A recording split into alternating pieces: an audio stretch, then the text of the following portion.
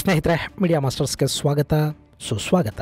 ಗೆಳೆಯರೆ, ಭಾರತದ ಪ್ರಧಾನಿ ನರೇಂದ್ರ ಮೋದಿ ಅವರ ಬಹು ನಿರೀಕ್ಷಿತ ರಷ್ಯಾ ಭೇಟಿ ಆರಂಭ ಆಗಿದೆ. ಇವತ್ತು ಸಂಜೆ ರಷ್ಯಾದ ರಾಜಧಾನಿ ಮಾಸ್ಕೋದಲ್ಲಿ ಇಳಿದ ಮೋದಿ ಅವರಿಗೆ ಅಲ್ಲಿ ಭವ್ಯ ಸ್ವಾಗತವನ್ನ ನೀಡಲಾಯಿತು. ಮೋದಿ ಅವರ ಸ್ವಾಗತಕ್ಕೆ ರಷ್ಯಾದಲ್ಲಿನ ಭಾರತೀಯರು ಸಿದ್ಧರಾಗಿ ನಿಂತಿದ್ರು. ಹಾಗೆ ಸಾಂಸ್ಕೃತಿಕ ಕಾರ್ಯಕ್ರಮಗಳ ಮೂಲಕ ಭಾರತದ ಪ್ರಧಾನಿಯನ್ನ ಅಲ್ಲಿ ಸ್ವಾಗತಿಸಲಾಯಿತು. ಆನಂತರ ರಷ್ಯಾದ ಅಧ್ಯಕ್ಷ ಪುತಿನ್ ಅವರ ಔತಣ ಕೂಟದಲ್ಲಿ ಕೂಡ ಮೋದಿ ಭಾಗವಹಿಸಿದ್ರು. ಮಂಗಳವಾರ ಕೂಡ ರಷ್ಯಾದಲ್ಲಿ ಮೋದಿ ಇರ್ತಾರೆ. ಅಲ್ಲಿ ಎರಡೂ ದೇಶಗಳ ನಡುವೆ ಅತ್ಯಂತ ಮಹತ್ವದ ಮಾತುಕತೆ, ಒಂದಷ್ಟು ಒಪ್ಪಂದಗಳಿಗೆ ಸಹಿ ಬೀಳೋ ನಿರೀಕ್ಷೆ ಇದೆ. ರಷ್ಯಾದಿಂದ ಆಸ್ಟ್ರಿಯಾಗೆ ತೆರಳಲಿರುವ ಮೋದಿ ಅಲ್ಲಿಂದ ಭಾರತಕ್ಕೆ ವಾಪಸ್ ಆಗ್ತಾರೆ. ಈ ಭೇಟಿಯ ಮೇಲೆ ಒಂದು ಕಡೆ ಪಶ್ಚಿಮದ ದೇಶಗಳು, ಮತ್ತೊಂದು ಕಡೆ ಚೈನಾ ಕೂಡ ಕುತೂಹಲದ ಕಣ್ಣಿಟ್ಕೊಂಡು ಕೂತಿವೆ. ರಷ್ಯಾ ಹಾಗೂ ಭಾರತಗಳನ್ನು ದೂರ ಮಾಡೋದಕ್ಕೆ ಭಾರತ ಸಂಪೂರ್ಣವಾಗಿ ಪಶ್ಚಿಮದ ತೆಕ್ಕೆಗೆ ಬೀಳಲಿ ಅಂತ ನಿರಂತರ ಪ್ರಯತ್ನಗಳನ್ನು ಮಾಡ್ತಲೇ ಬಂದ ಅಮೆರಿಕ ಭಾರತದ ಪ್ರಧಾನಿಯ ಈ ಮಾಸ್ಕೋ ಭೇಟಿಯಿಂದ ಹೊಟ್ಟೆ ಕಿಚ್ಚುಗೆ ಈಡಾಗ್ತಾ ಇದೆ ಅಂತ ರಷ್ಯಾ ಒಂದು ಕಡೆ ಛೇಡಿಸ್ತಾ ಇದ್ರೆ, ಚೈನಾ ರಷ್ಯಾ ಜೊತೆ ಭಾರತ ಮಾಡಿಕೊಳ್ಳಲಿರುವ ಒಪ್ಪಂದಗಳ ಬಗ್ಗೆ ಅತ್ಯಂತ ಎಚ್ಚರಿಕೆಯಿಂದ ಗಮನಿಸ್ತಾ ಇದೆ. ಹಾಗಾದರೆ ಈ ಭೇಟಿ ಅಂತಾರಾಷ್ಟ್ರೀಯ ಮಟ್ಟದಲ್ಲಿ ಹೆಚ್ಚು ಚರ್ಚೆಗೆ, ಕುತೂಹಲಕ್ಕೆ ಕಾರಣ ಆಗ್ತಾ ಇರೋದು ಯಾಕೆ? ಬನ್ನಿ ನೋಡೋಣ.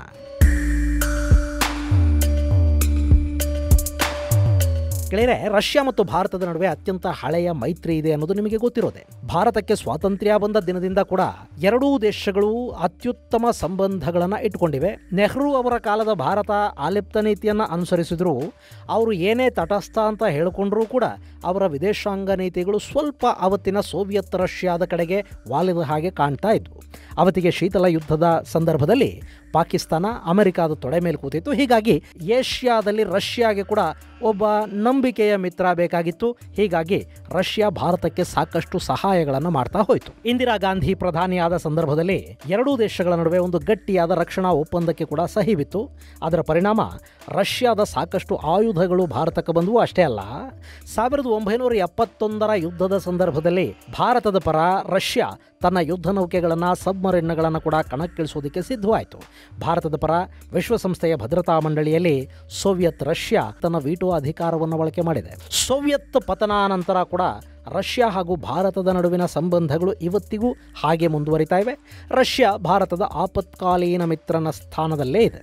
ರಷ್ಯಾ ಯುಕ್ರೇನ್ ಮೇಲೆ ದಾಳಿ ಮಾಡಿದ ಸಂದರ್ಭದಲ್ಲಿ ಇಡೀ ಜಗತ್ತು ರಷ್ಯಾದ ವಿರುದ್ಧ ನಿಂತಾಗ ಭಾರತ ಯಾರ ಒತ್ತಡಕ್ಕೂ ಮಣಿಯದೆ ರಷ್ಯಾದ ಸ್ನೇಹವನ್ನು ಮುಂದುವರಿಸ್ತಾ ಬಂತು. ರಷ್ಯಾದ ವಿರುದ್ಧ ಒಂದೇ ಒಂದು ಖಂಡನ ಹೇಳಿಕೆ ಕೊಡಿ ಅಂತ ಅಮೆರಿಕ ಸೇರಿದ ಹಾಗೆ ಇಡೀ ಪಶ್ಚಿಮ ದುಂಬಾಲು ಬಿದ್ದರೂ ಕೂಡ ಭಾರತ ರಷ್ಯಾನ ಬಿಟ್ಟುಕೊಡ್ಲಿಲ್ಲ. ಎರಡೂ G20 ಶೃಂಗಗಳಲ್ಲೂ ರಷ್ಯಾದ ಹಿತಾಸಕ್ತಿಯನ್ನು ಕಾಪಾಡೋದಕ್ಕೆ ಭಾರತ ಹೆಚ್ಚು ಗಮನವನ್ನು ಕೊಡ್ತು. ವಿಶ್ವಸಂಸ್ಥೆಯ ಸಾಮಾನ್ಯ ಸಭೆಯಲ್ಲಿ ಎಲ್ಲೂ ಕೂಡ ರಷ್ಯಾದ ವಿರುದ್ಧ ಭಾರತ ಪಶ್ಚಿಮದ ಕೂಟಕ್ಕೆ ಸಹಾಯ ಮಾಡೋದಕ್ಕೆ ಹೋಗಲಿಲ್ಲ.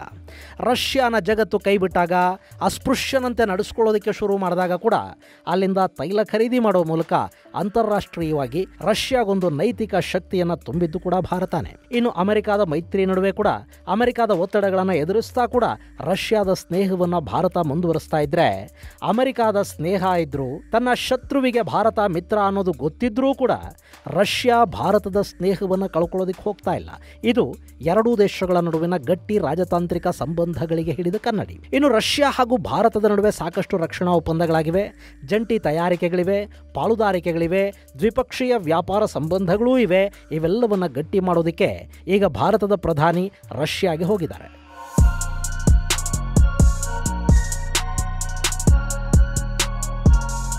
ಗೆಳೆಯರೆ, 24 ವರ್ಷಗಳ ಹಿಂದೆ ಎರಡೂ ದೇಶಗಳ ಮುಖ್ಯಸ್ಥರು ಪ್ರತಿ ವರ್ಷ ಪರಸ್ಪರ ಭೇಟಿಯಾಗಬೇಕು ಅನ್ನೋ ಒಪ್ಪಂದವೊಂದನ್ನು ಮಾಡಿಕೊಂಡಿದ್ರು.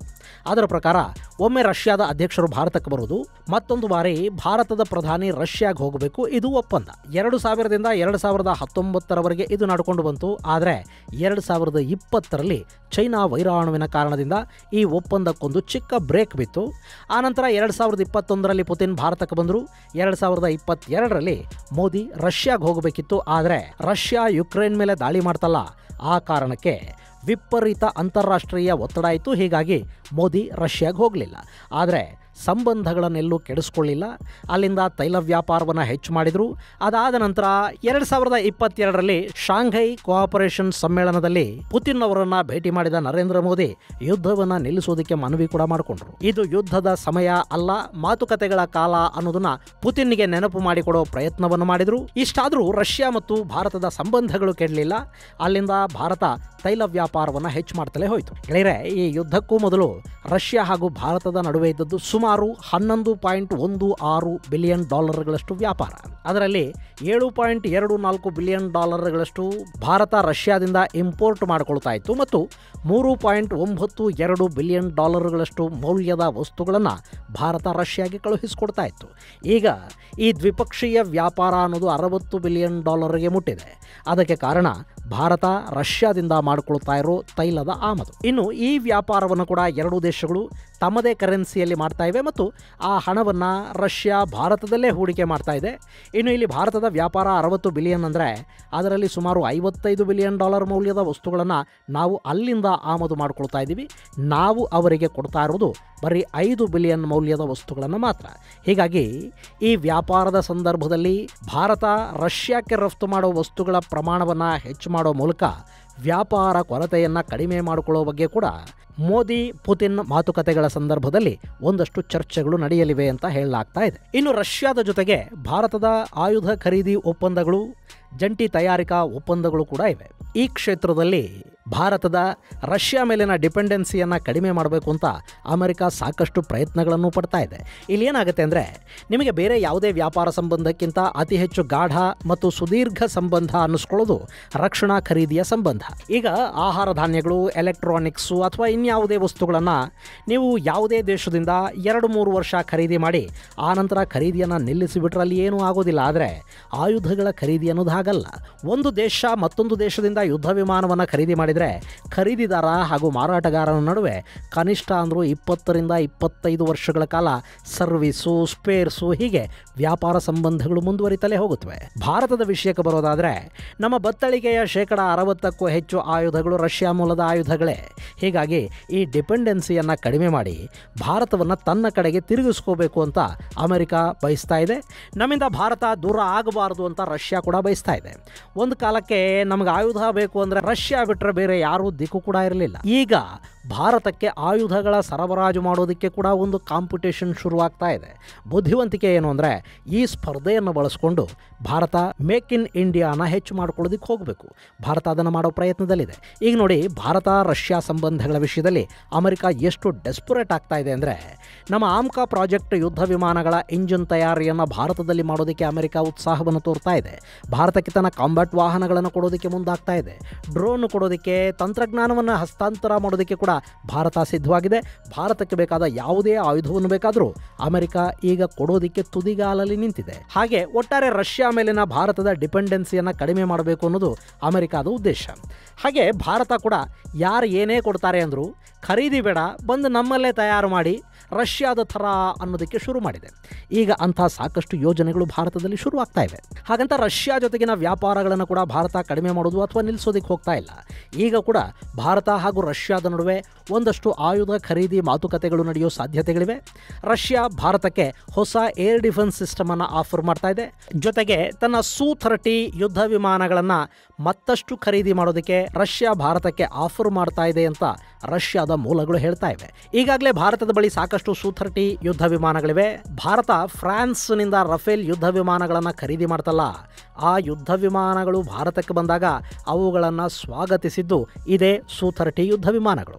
ಈ ಯುದ್ಧ ವಿಮಾನಗಳಿಗೆ ಭಾರತ ಬ್ರಹ್ಮೋಸ್ ಅನ್ನು ಅಳವಡಿಸೋದಕ್ಕೆ ಬೇಕಾದ ವ್ಯವಸ್ಥೆಗಳನ್ನು ಕೂಡ ಮಾಡಿಕೊಂಡಿದೆ. ಈಗ ಭಾರತದ ಬತ್ತಳಿಕೆಗೆ ಮತ್ತಷ್ಟು Su-30 ಯುದ್ಧ ವಿಮಾನಗಳನ್ನು ಖರೀದಿ ಮಾಡೋ ಸಾಧ್ಯತೆಗಳಿವೆ ಅಂತ ಕೂಡ ಹೇಳಲಾಗ್ತಾ ಇದೆ.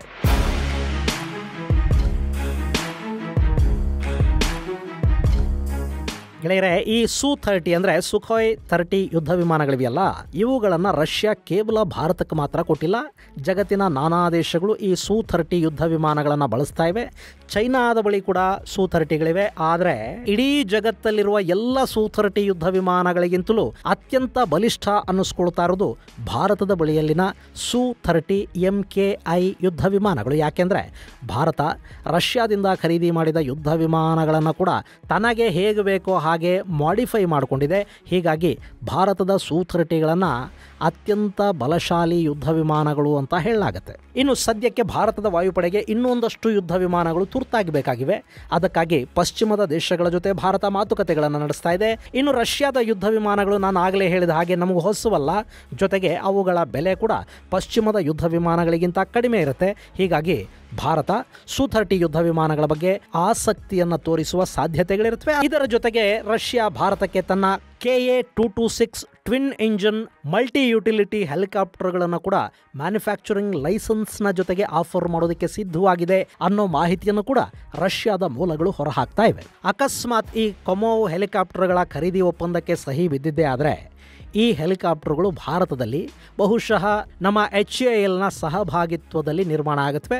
ಆ ಮೂಲಕ ಭಾರತದ ಒಂದಷ್ಟು ಖಾಸಗಿ ಉದ್ಯಮ ವಲಯಕ್ಕೆ ಕೂಡ ಉದ್ಯೋಗಾವಕಾಶಗಳನ್ನು ಕಲ್ಪಿಸಿಕೊಡೋದಕ್ಕೆ ಅವಕಾಶ ಆಗುತ್ತೆ. ಇದರ ಜೊತೆಗೆ ಭಾರತ ಮತ್ತು ರಷ್ಯಾ ನಾಯಕರ ಭೇಟಿಯ ಸಂದರ್ಭದಲ್ಲಿ ಜಾಗತಿಕ ವಿದ್ಯಮಾನಗಳ ಬಗ್ಗೆ, ಭೌಗೋಳಿಕ ರಾಜಕಾರಣದ ಬದಲಾವಣೆಗಳ ಬಗ್ಗೆ, ಯುಕ್ರೇನ್ ಯುದ್ಧದ ಬಗ್ಗೆ ಕೂಡ ಒಂದಷ್ಟು ಮಾತುಕತೆಗಳಾಗುವ ಸಾಧ್ಯತೆಗಳಿವೆ. ಒಟ್ಟಾರೆ ಭಾರತದ ಪ್ರಧಾನಿಯ ರಷ್ಯಾ ಭೇಟಿ ಪಶ್ಚಿಮದ ದೇಶಗಳಲ್ಲಿ ಸಣ್ಣ ಉರಿಯನ್ನು ಕೂಡ ಉಂಟು ಮಾಡ್ತಾ ಇದೆ ಮತ್ತು ತಮ್ಮ 3ನೇ ಅವಧಿಯ ಪ್ರಾರಂಭದಲ್ಲೇ ರಷ್ಯಾಗೆ ಭೇಟಿ ಕೊಡೋ ಮೂಲಕ ನಾವು ಪಶ್ಚಿಮ ದೇಶಗಳ ಒತ್ತಡದಲ್ಲಿಲ್ಲ, ನಮ್ಮ ರಾಜತಾಂತ್ರಿಕ ಸಂಬಂಧಗಳನ್ನು ನಾವೇ ರೂಪಿಸ್ಕೊಳ್ತೀವಿ ಅನ್ನೋ ಸಂದೇಶವನ್ನು ಕೂಡ ಭಾರತ ಜಗತ್ತಿಗೆ ಕೊಡ್ತಾ ಇದೆ. ಇನ್ನು ಈ ಭೇಟಿಯ ಸಂದರ್ಭದಲ್ಲಿ ಯಾವೆಲ್ಲ ಒಪ್ಪಂದಗಳಿಗೆ ಸಹಿ ಬೀಳುತ್ತೆ ಮತ್ತು ಈ ಭೇಟಿಯ ಪರಿಣಾಮಗಳೇನು ಅನ್ನೋ ಮಾಹಿತಿಯನ್ನು ಕೂಡ ಮುಂದಿನ ಸಂಚಿಕೆಯಲ್ಲಿ ನಾವು ನೋಡೋಣ. ಅಲ್ಲಿವರೆಗೆ ಜೈ ಹಿಂದ್, ಜೈ ಕರ್ನಾಟಕ.